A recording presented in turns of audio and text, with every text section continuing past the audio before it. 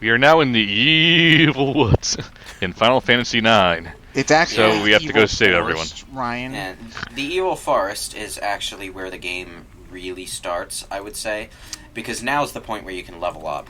And Final Fantasy IX does that thing that the old Final Fantasies did that newer Final Fantasies don't really do, and that's actually starting you out at level 1. Wait, the newer games don't start you out at level 1? From Final Fantasy VII onward, it became the tradition to start at like levels 5 to 7, to indicate that the characters had some experience in combat. You know. All right, I guess. Yeah. It's not as though this game requires you to grind, though. You're going to level up pretty fast. No. At level Okay, 1. so Grand dragons. And there are level 1 challenges of this game. Wait, you can get through the game without leveling up? Or do you just run? Yeah. Bosses don't give you XP; they give you lots of AP. Yeah. So then, how do you beat the final boss at level 1? You can. You'll find a way. Thievery, Okay. lots of thievery. You'd be surprised the kind of gymnastics that people can play for low-level runs in Final Fantasy games. It's probably the only time you'll ever see battle items actually used, though. One of the things I do recommend doing in Final Fantasy, which you probably already know about, Ted, but I'll say it for our viewers who haven't necessarily seen it yet, is to steal from every enemy at least once. Yes. Stealing, again, is very lucrative in 9. I would say above all other Final Fantasy games. Yeah. Yes. Well, you get a good stock of items from it, sure. Yeah. But I don't think I'll ever need to buy standard potions. No. But it also counts toward thievery, which is an end-game ability that you can get for Zidane, which deals damage based on Number of successful steals, yeah. Yeah, and it also kind of renders his trance completely useless by the end of the game, because what his trance does is it turns all of his thief abilities into special energy attacks. But his energy attack, Grand Lethal, the one that Thievery turns into, does 9,999 damage, which is what Thievery itself should be doing by the end of the game anyway if you've been stealing from every enemy at least For once. a lower MP cost. Yeah. Yeah. And trances are just limit breaks by different names. Yeah. Right? Yes. Okay. One of the things about the trances, though, is that it changes your appearance, and Zidane's appearance is really furry and monkey-like, exactly like Transkuja at the end of the game. Oh, Yes. okay. Oh, wait. So it actually changes. I thought it just made them glow. Or Some characters don't go through that many cosmetic changes overall. Like Zidane is the most, I think, obvious. Oh, I don't even really notice it, but that's... What happens with Vivi is that he gets a Super Saiyan Mage Hat, and by that I mean instead of being floppy, it floats straight up. No, his hat gets an erection. That's the best way of putting it. Oh God, trance. The only thing you don't want to use Tidal Flame here; it will hurt Garnet. You'll kill Garnet if you do it because it does really? 300 plus damage. Yeah, because you can target Garnet and the plant monster here. You want to heal Garnet if you're taking too long, but if you use Tidal Flame on Zidane's trance, that will kill her because you're doing 300 plus damage. The only thing I don't... do that, then? Do you get a Game over. Game over. Oh, wow. The only thing I don't like about trance in 9 is that it's automatic. Like, the moment your bar fills up, you're going into trance. And then then you when gotta you leave the use battle, it's all You can't gone. save it for You later. waste so many trances on pointless random battles. Yeah. You know. And I guess, was saving limit breaks in 7 a problem? Like, they made the game too easy? Not really, although when you had a limit break, you couldn't use your normal attack. Yeah. But that was easily circumvented by just using a spell or letting another character take a shot. Yeah, I sometimes I like to carefully plan my trance meter around certain bosses just to make the battle a little easier. But, you know, I run into a random encounter, it's a back attack, I'm trying to run away, I can't get the flea on time, he's hitting me, now I'm running away as a monkey man. Way to go, Vivi. Anyway, Just staying there a while, I need to steal stuff. The most infuriating thing, though, is Final Fantasy X, the overdrives. Most of them are barely useful at all, but until you get, like, specific overdrive filling methods later on, it takes fucking forever to fill the bar up, so you never want to use them when you have them. It's basically the Mega Elixir thing. where it's too precious to use at anything other than a boss. Although Yeah. I guess if it's like a reusable kind of thing, like an overdrive, I'd use it on a boss instead of just saving it until the very end of the game.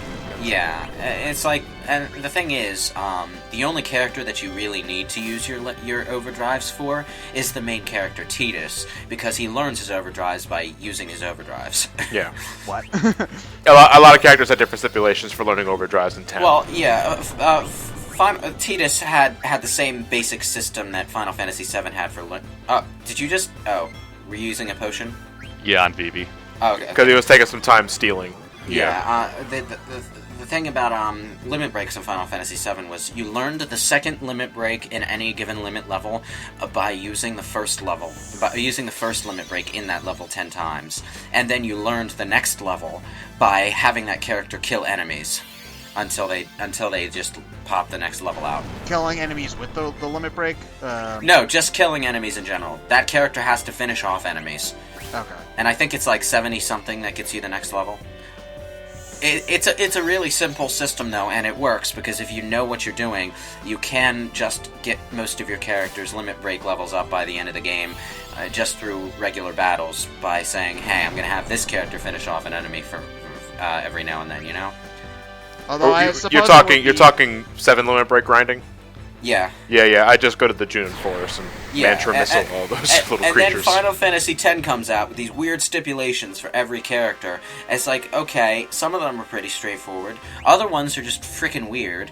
It's like, how are you supposed to know all this stuff without a guide? Isn't that what the butterflies are for in Final Fantasy X? Is limit breaks? Yeah, I think it either gets you an item for Kimahri's final weapon, actually. Yeah, you're doing it for a sigil, I think. Or is or am I thinking of the lightning bolts? Because I hear a lot of that's for the Venus sigil, I think it was. Or... Yeah, that's for Riku.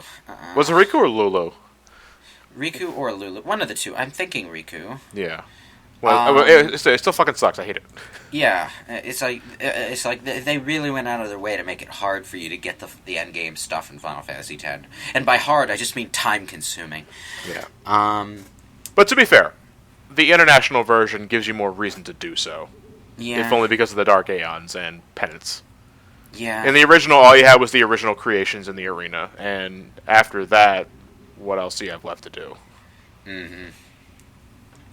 Anyway, we have Steiner and Vivi, or they're poisoned and whatnot. That boss battle makes me hate Pinocchio in Kingdom Hearts even more. Why?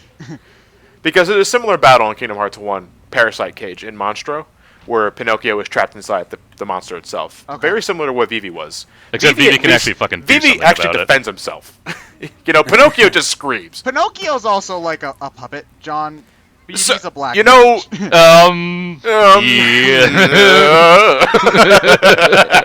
Hey, not bad. Oh yeah, the game gets pretty dark there for a moment, where it's just like there's no reason to live in. Oh, hey, this poison tastes really good. I'm just gonna keep on chugging that. Like, okay. Oh man. Like pretty much every plant in the evil forest is a cordyceps, because they just go and mention that if you let the egg stay in there for too long, they pretty much burst out of you and kill the host. Yeah. Except they have a cure, which is why we haven't had a worldwide pandemic yet. Yeah. The Last of Us is no longer an issue. The evil forest is never properly explained, though, because it's clearly a, cursed place. It's a forest in the mist. I think that's what it is. But it's a cursed place with a specific monster at the center of it. And when you kill that monster, the entire forest turns to stone. Yes. And it's never properly explained why. It just happens. Yeah. I do like the ruined theater ship, the environments around here. Just stuff strewn about. The music playing right now is considered to be Steiner's theme song, right? Yes. Kind of goofy sounding thing. Yeah. Yeah. I love it. It kind of reminds me of Barrett's theme, actually, in a way. But tell me, when you're listening it to on the soundtrack, you can't hear it without the damn metal clanging.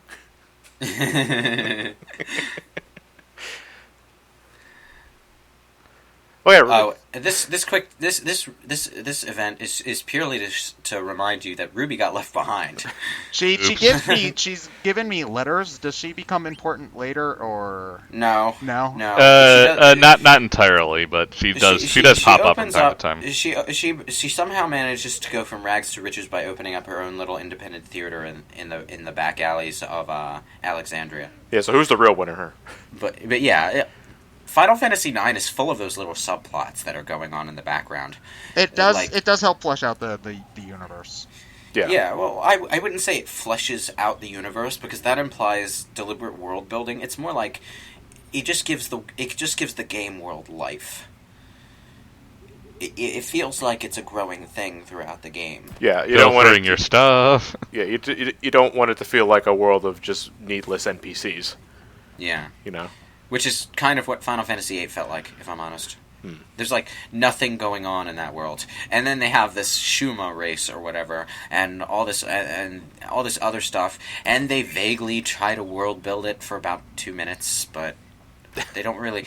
and you know what's funny? Final Fantasy VIII has a codex that gives you entries on stuff in the game world.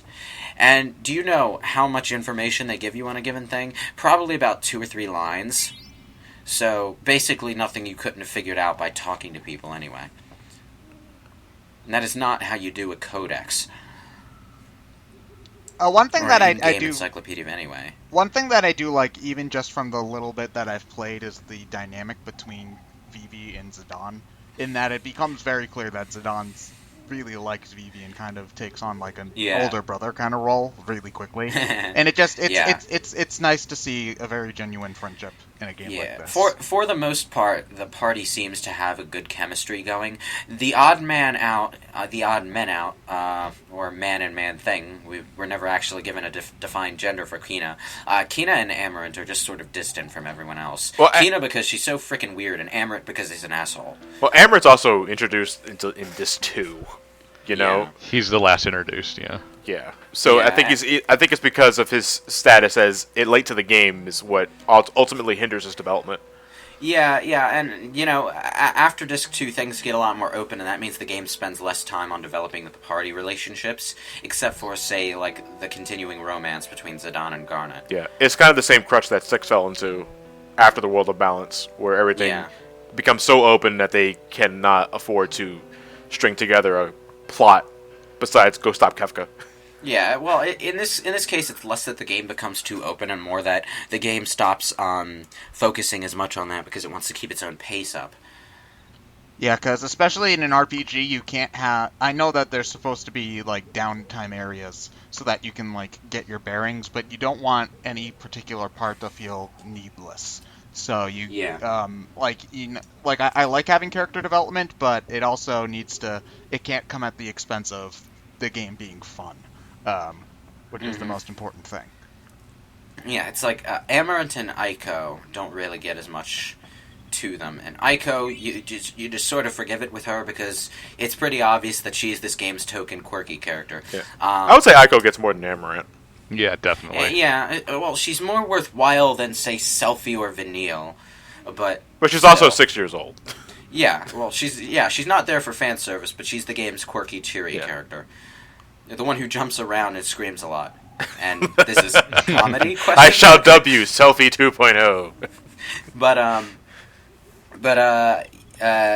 Aiko is also worthwhile because she's the game's premier white mage. So isn't Garnet the white mage? Well, she's the white mage early on. You would think that Garnet would be more inclined toward white magic, and Aiko would be more inclined toward summoning, because Garnet was raised outside the summoning colony, Aiko was raised in the summoning colony. But no, Aiko actually has the more powerful lineup of white magic and the least impressive summons list, whereas Garnet, once you get all of her summons, is less adept at white magic than she is at just fucking up the enemy with summon spells. Yeah, and there's like a trend here that, if not a trend, then outright call back to Final Fantasy VI, where Terra was also outshone by a little girl. Well, Realm just had the highest fucking magic stat. Yeah. But the other thing about Aiko is that some of her summons have alternate effects depending on what gem she has equipped. But oftentimes you don't want to bother equipping those items because A, you probably don't know about their effects yet, or B, you just want to equip something better. Also depends on whether or not you have boost on or not. Yeah.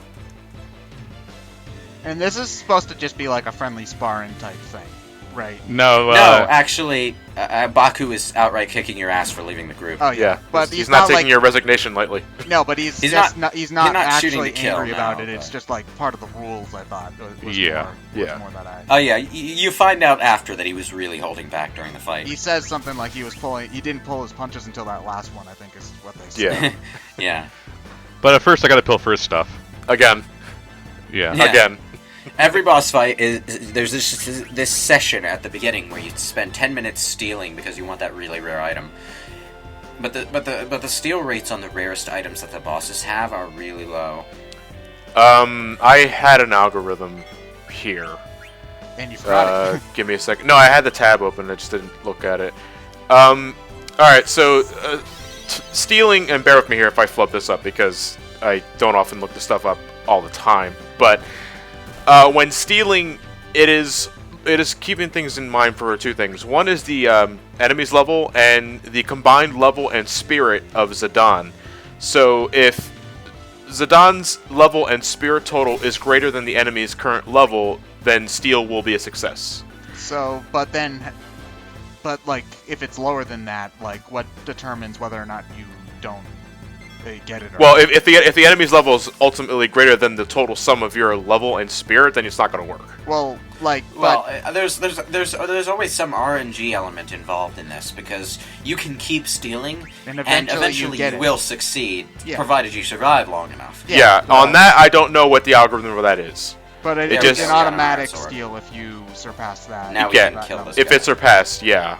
And they Final Fantasy IX breaks item rarity into 4 categories: very rare, rare, uncommon, and common.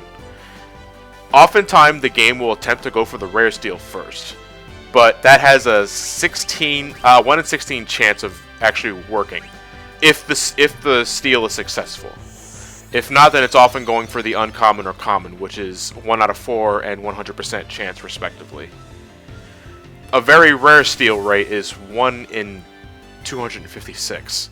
So that is 1 in 32. Basically, the rarest a thing can be with a basic random number generator. Which is probably what explains the fucking fairy flute.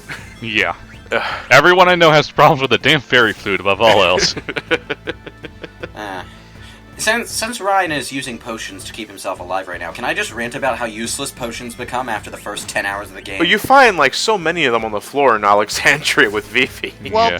that's Yeah. basically what happens in every RPG. Like, No, but I here stopped using potions it's for even when- worse. It's even worse here though, because even the high potions are useless. Do you know how much high potions heal in 7 and 8? Like 1,000 HP or 500 HP, something like that. Here, I think it's like 300. It's 450, I believe. High potions 450, regular potions 150. Yeah, it's like by the end of the game, that's Well, yeah, but potions. I think was It's- as Ted was getting at. Potions are supposed to be your early game healers. Yeah, like, Yeah, but- I've well- Garnet. Like, once I have Garnet in my party, I almost never use potions ever. Yeah. But other games do things to keep their items actually useful throughout the game, like they'll heal a percentage of your full health or something. Yeah, but 9's Rather- also not one of those games that rewards you potions at disc 4. So Yeah. Well, the Final Fantasy series has a really, really crappy habit of making potions that are completely useless outside of the beginning stages of the game. I just look at it as escalation. So